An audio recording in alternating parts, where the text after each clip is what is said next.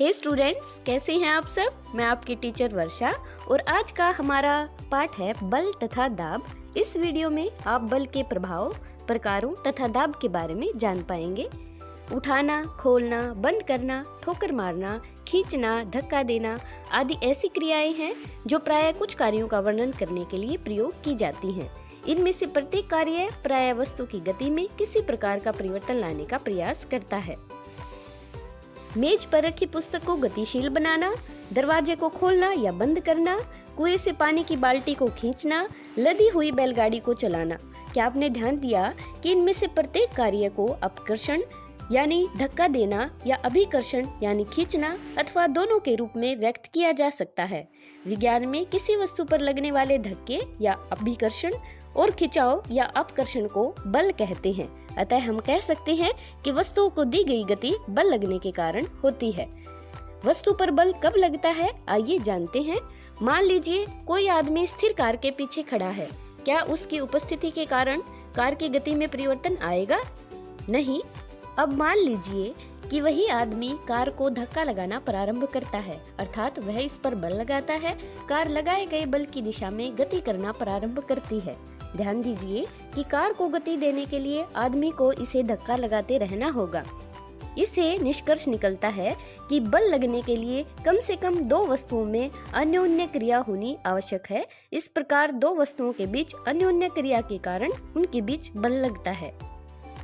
मान लीजिए आप किसी संदूक को धकेल रहे हैं, तभी आपका मित्र आकर आपके साथ ही उसी दिशा में संदूक को धकेल रहा है, तो आप जानेंगे कि संदूक अब तेजी से आगे बढ़ेगा, क्योंकि किसी वस्तु पर एक ही दिशा में लगाए गए बल जुड़ जाते हैं।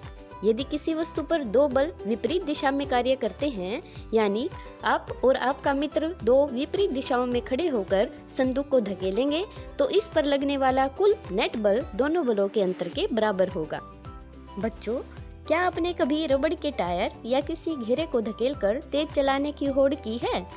उसमें आपने देखा होगा कि धक्का देने पर टायर की चाल बढ़ जाती है, लेकिन अगर आपका मित्र आगे से आकर उसको रोकने का प्रयत्न करता है तो उसकी चाल या तो कम हो जाती है या वह रुक जाती है।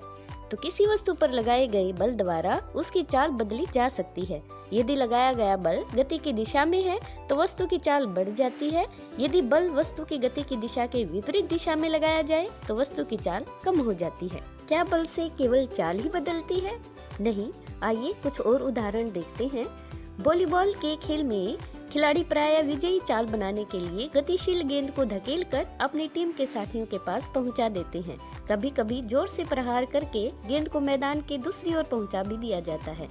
क्रिकेट में बल्लेबाज बल्ले से गेंद पर बल लगाकर अपना शॉट खेलते हैं, यानी किसी वस्तु की चाल अथवा उसकी गति की दिशा अथवा दोनों में ही होने वाले परिवर्तन को इसकी गति की अवस्था में परिवर्तन द्वारा व्यक्त किया जाता है। अतः बल द्वारा किसी वस्तु की गति की अवस्था में भी परिवर्तन लाया जा सकता है। बच्चों, क्या आपने रसोई घर में अपनी मम्मी को आटा गूंथते हुए देखा है? अगर आपने ध्यान से देखा हो तो आटे की आकृति में बल लगाते हुए परिवर्तन हो जाता है। इससे आपको पता चलेगा कि किसी वस्तु पर बल लगाने से उसकी आकृति में परिवर्तन हो सकता है।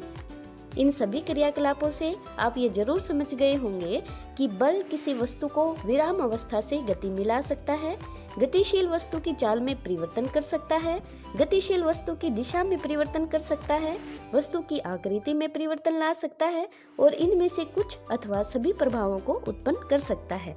क्या आप किसी वस्तु को बगैर छुए उठा सकते हैं या धकेल सकते हैं?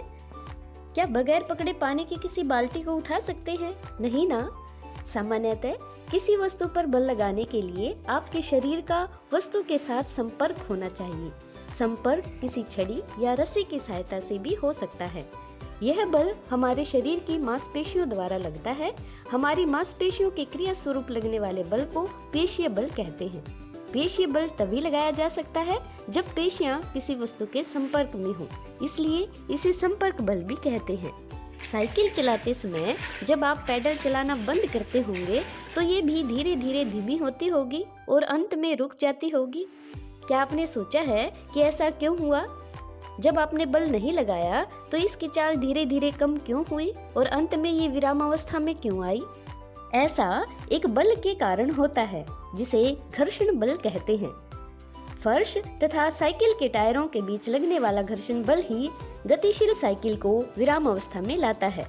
वस्तुओं की गति की अवस्था में परिवर्तन का कारण घर्षण बल है। घर्षण बल सभी गतिशील वस्तुओं पर लगता है और इसकी दिशा सदैव गति की दिशा के विपरीत होती है।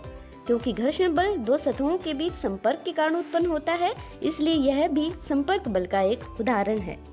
क्या सभी बल संपर्क द्वारा ही उत्पन्न होते हैं? ऐसा नहीं है बच्चों। आपने चुंबक जरूर देखी होगी जो लोहे को अपनी तरफ खींचती है। लोहा दूर होता है तो भी चुंबकत्व को महसूस करता है।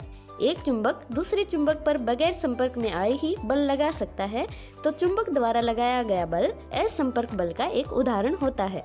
चुंबक द्वारा किसी लोहे के टुकड़े पर लगाया गया बल भी असंपर्क बल का ही उदाहरण है। एक आवेशित वस्तु द्वारा किसी दूसरी आवेशित अथवा अनावेशित वस्तु पर लगाया गया बल स्थिर वैद्युत बल कहलाता है।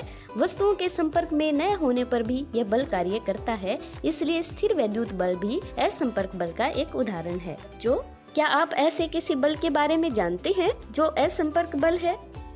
यदि कोई सिक्का या पेन आपके हाथ से छूट जाए तो वह कहाँ गिरेगा? क्या यह धरती की ओर गिरता है? तो जब सिक्का आपके हाथ में पकड़ा हुआ है तो यह विरामावस्था में है। जैसे ही इसे छोड़ा जाता है यह नीचे की ओर गिरना प्रारंभ हो जाता है। इससे स्पष्ट है कि सिक्के की गति की अवस्था में परिवर्तन हुआ है। क्या बिना बल लगाए परिवर्तन संभव है? ऐसा नहीं है। वस्तुएं पृथ्वी की ओर इसलिए गिरती हैं क्योंकि यह उन्हें अपनी ओर आकर्षित करती है। इस बल को गुरुत्व बल या केवल गुरुत्व कहते हैं। गुरुत्व केवल पृथ्वी का ही गुण नहीं है। वास्तव में विश्व में सभी वस्तुएं चाहे वे छोटी हो या बड़ी हो एक दूसरे के ऊपर बल लगाती हैं। यह गुरुत्वाकर्षण बल कहलाता है। आओ बच्चों, अब दाब को जानने का प्रयत्न करते हैं। किसी लकड़ी के तख्ते में एक कील को इसके शीर्ष से ठोकने का प्रयत्न कीजिए। क्या आप सफल हो पाते हैं? नहीं ना। अब कील को नुकीले सिरे से ठोकने का प्रयत्न कीजिए। क्या आप इस बारी से ठोक पाते हैं? हाँ। ऐसा आपको इसलिए लगता है कि जिस क्षेत्रफल पर बल लगाया जाता है, उदाहरण के लिए कील के नुकीले सिरे पर, वह इन कार्यों को आसान बनाने में एक भूमिका निभाता है। किसी पृष्ठ के प्रति एकांक क्षेत्रफल पर लगने वाले बल को दाब कहते हैं। यहाँ पर हम केवल उन्हीं बलों पर विचार करते हैं जो उस पृष्ठ के लंबवत हैं जिस पर दाब ज्ञात करना है। यदि बल बराबर हो तो पृष्ठ का क्षेत्रफल जितना कम होगा उस पर लगने वाला दाब उतना ही अधिक होगा। कील के नुकीले सिरे का क्षेत्रफल इसके शीर्ष की अपेक्षा बहुत कम है, इसलिए वही बल कील के नुकीले सिरे को लकड़ी के तख्ते में ठोकने के लिए पर्याप्त दाब उत्पन्न कर देता है। अब आप बताइए कि कंधे पर लटकाने वाले थैलों में चौड़ी पट्टी क्यों लगाई जाती है? इन थैलों में बारीक पट्टी क्यों नहीं लगाई जाती? और काटने तथा सुराख करने वाले औजारों के किनारे सदैव तीक्ष्ण ही क्यों होते हैं? बच्चों, क्या आप जानते हैं कि द्रव तथा गैस भी बल लगाती हैं या दाब लगाती हैं? प्लास्टिक की एक खाली बोतल अथवा एक बेलनाकार बर्तन लीजिए। आप टैल्कम पाउडर का खाली डिब्बा या मध्यपेय के प्लास्टिक की बोतल का उपयोग कर सकते हैं। बोतल के पेंदे के पास चारों दिशाओं में 4 सुराख कीजिए। ध्यान दीजिए कि सुराख पेंदे से समान ऊंचाई पर हों। अब बोतल को पानी से भरिए। आप क्या देखते हैं? क्या सुराखों से निकलता पानी बोतल से बराबर की दूरी पर गिरता है? यह आपको क्या दर्शाता है? क्या अब आप कह सकते हैं कि द्रव भी बर्तन की दीवारों पर दाब डालते हैं? हमारे चारों ओर वायु है। वायु के इस आवरण को वायुमंडल कहते हैं और वायु द्वारा लगाए गए दाब को वायुमंडलीय दाब कहते हैं। आप जानते हैं कि प्रति एकांक क्षेत्रफल पर लगने वाले बल को दाब कहते हैं। तेज हवा में चलते हुए हम इस दाब को अच्छी तरह महसूस कर सकते हैं। एक अच्छी रबड़ का एक चूषक लीजिए। यह रबड़ के छोटे प्याले की भांति दिखाई देगा। इसको किसी समतल चिकने पृष्ठ पर जोर से दबाइए। क्या यह पृष्ठ से चिपक जाता है? इसको खींचकर पृष्ठ से उठाने का प्रयत्न कीजिए। क्या आप सफल हो पाते हैं? जब आप चूषक को दबाते हैं तो कप तथा पृष्ठ के बीच की अधिकांश वायु बाहर निकल जाती है। चूषक पर वायुमंडलीय दाब लगता है, इसलिए यह पृष्ठ के साथ चिपक जाता है। चूषक को पृष्ठ से खींचकर अलग करने के लिए लगाया गया बल इतना अधिक होना चाहिए कि यह वायुमंडलीय दाब पर पार पा सके। याद कीजिए कि यदि साइकिल की ट्यूब में पंक्चर हो तो इसके अंदर की हवा का क्या होता है, और जब इसमें दोबारा हवा भरी जाती है तो इसमें क्या परिवर्तन हो सकता है। इससे आप जान पाएंगे कि गैसें जिस बर्तन में रखी जाती हैं उसकी दीवारों पर दबाव डालती हैं। अब आप बताइए, कि घर्षण बल, गुरुत्वीय बल, चुंबकीय बल या पेशीय बल किस किस के उदाहरण हैं। आप संपर्क बल या असंपर्क बल में अंतर बता सकते हैं। वायुमंडलीय दाब से आप क्या समझते हैं। उम्मीद है कि आपको पाठ समझ में आया होगा। आप ध्यान से पढ़िए और अपने आसपास के बलों को महसूस करिए और उनके अंतर को समझिए। Thank you. Have a nice day.